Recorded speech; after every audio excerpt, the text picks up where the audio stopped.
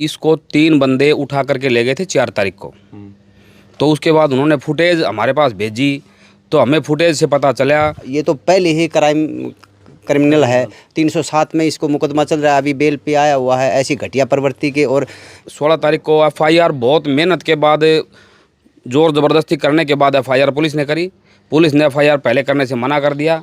302 का मामला है, कभी एसपी साहब से बात करी, कभी डीएसपी साहब से बात करी, कभी किसी से बात करी, एफआईआर नहीं करी जल्दी से। और जो हमने मौके पर ये डेड बॉडी देखी है तो उसकी इतनी दयनीय स्थिति थी, उसके यहाँ भी निशान थे, गले पर भी निशान थे, सिर में भी निशान थे और दांत भी पूरे टूटे हुए थे।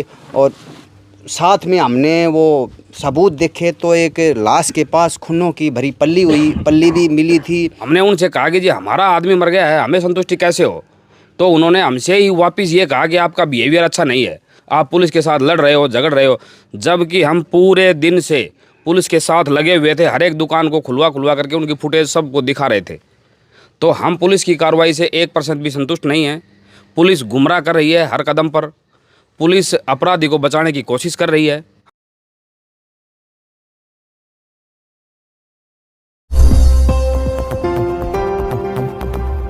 खुडाना के जो केस के अंदर हैं, हम यहाँ मौजूद घर पर अनिल जुमर तक हैं उनके यहाँ।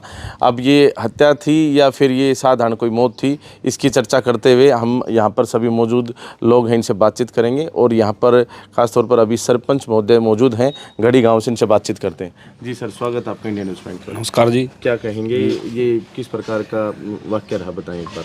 मेरा नाम करमवीर सैनी है, सरपंच ग्राम पंचायत गढ़ी। जो मृतक अनिल जो है वो मेरा पड़ोसी है, हम खेत के पड़ोसी भी हैं, मकान के पड़ोसी भी हैं। अच्छा। जिस दिन से घटना हुई है 15 तारीख को हमें खुडाना सरपंच के माध्यम से सूचना मिली है कि आपके गांव का अनिल सिंह सन ऑफ खेत सिंह की डेड बॉडी यहाँ पड़ी हुई है। परिवार के काफ़ी सदस्य गए, सरपंच साहब भी गए। उन्होंने डेड बॉडी को, पुलिस ने किस प्रकार से गुमराह किया न किया उस चीज़ का तो वो जाने।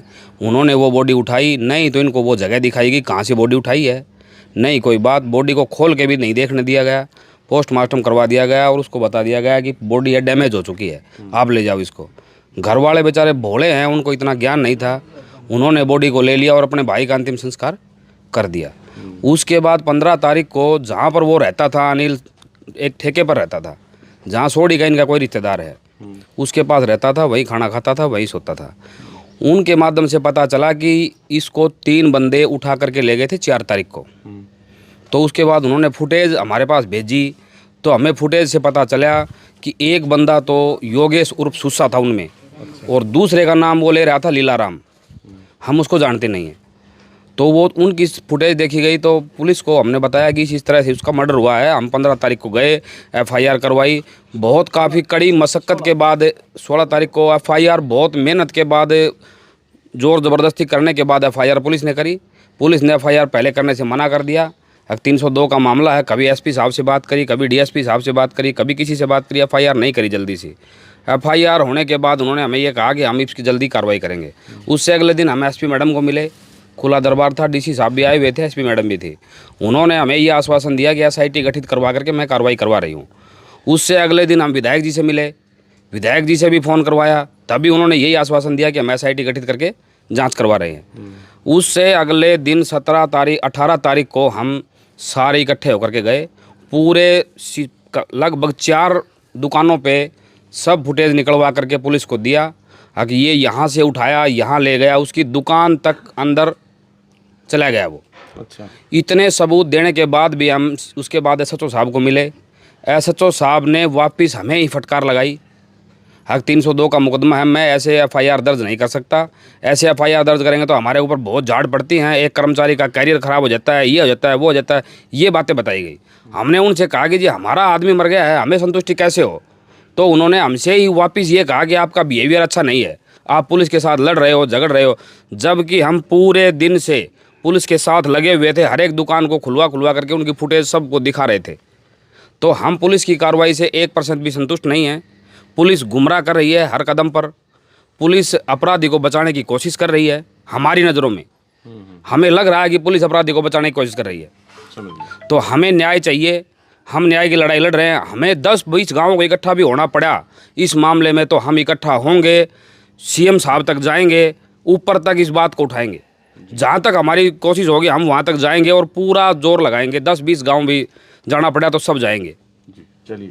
जी साहब, आपका क्या नाम है? हरिओम सिंह है जी। जी, क्या कहेंगे? ये आरोप लग रहे हैं कि 3,500 का लेन देन था और उसी पर ये बात होगी। ये मैं तो जो इंडिया न्यूज़ के माध्यम से सरकार को और प्रशासन को अवगत कराना चाहता हूँ कि ये छोटी हरकत नहीं है। ऐसी दरिंदगी से जो हत्या की गई है, निर्मम हत्या की गई है, उसके बारे में सरकार को संज्ञान लेना चाहिए और पुलिस प्रशासन को भी सख्ती से पेश आना चाहिए। ऐसे ये घटिया प्रवृत्ति के और गुंडागर्दी प्रवृत्ति के लोग इनको बढ़ावा मिल रहा है। और इसके अलावा जो ये बंदा है योगेश सुसा, ये तो पहले ही क्रिमिनल है। 307 में इसको मुकदमा चल रहा है, अभी बेल पे आया हुआ है। ऐसी घटिया प्रवृत्ति के और ये जो गुंडा प्रवृत्ति के लोगों को हम ये पुलिस प्रशासन बढ़ावा देगा तो समाज में क्या मैसेज आएगा इसका।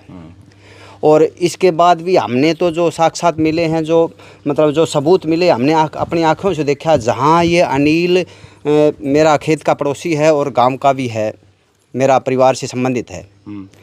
और जो हमने मौके पर ये डेड बॉडी देखी है तो उसकी इतनी दयनीय स्थिति थी। उसके यहाँ भी निशान थे, गले पर भी निशान थे, सिर में भी निशान थे और दांत भी पूरे टूटे हुए थे। और साथ में हमने वो सबूत देखे तो एक लाश के पास खूनों की भरी पल्ली भी मिली थी और चाबियों का छल्ला भी मिला था, जो कि उसकी दुकान से के लोगों से तालमेल हो सकता है। और एक टोपा भी मिला था। तो ऐसे ही वो दूध के धुए हुए थे। तो बाद में उसको साक्षात मिटाने के लिए उसमें आग क्यों लगाई गई? बाद में उसको आग लगा दी गई सबूत मिटाने के लिए। हमने पुलिस प्रशासन को बताया, डीएसपी साहब से मिले, एसपी साहब से मिले, लेकिन इन पर कोई एक्शन नहीं हुआ। इसके बावजूद भी हम इस चीज़ को उठाने के लिए मीडिया के माध्यम से, आप जैसे भाइयों के माध्यम से इस बात को सरकार को भी अवगत कराना चाहते हैं और प्रशासन को भी अवगत कराना चाहते हैं। ऐसे बढ़ावा मिलता गया तो ये आने वाली जनरेशन का क्या होगा? ये तो सरेआम ऐसे गुंडागर्दी होगी, सरेआम आदमी को मार दिया जाएगा। ऐसा नहीं होना चाहिए। तो इस आपके माध्यम से हम सरकार को और प्रशासन को ये बात पहुँचाना चाहते हैं। चलिए, बहुत बहुत धन्यवाद। तो साथियों, आज हमने आपको पूरी कवरेज यहाँ की दिखाई, गांव खुडाना से, अनिल जो मृतक हैं उनके यहाँ से। और यहाँ पर जो है, जो भांजे हैं उनसे भी हमने बातचीत कराई, आप हमारे चैनल पर देख सकते हैं। सगे भाई से भी हमने बातचीत कराई, वो भी आप हमारे चैनल पर देख सकते हैं। अभी जो सरपंच महोदय हैं और यहाँ पर जो ग्रामीण हैं उनसे भी बातचीत करी और पूरा वाक्य इन्होंने बताया। बाकी आप क्या सोचते हैं, ये एक साधारण मौत है या फिर हत्या है? कमेंट बॉक्स में अपनी राय अवश्य दें। बाकी इंडिया न्यूज़ पॉइंट को इतना प्यार देने के लिए दिल के राय से बहुत बहुत धन्यवाद। जय हिंद, जय भारत।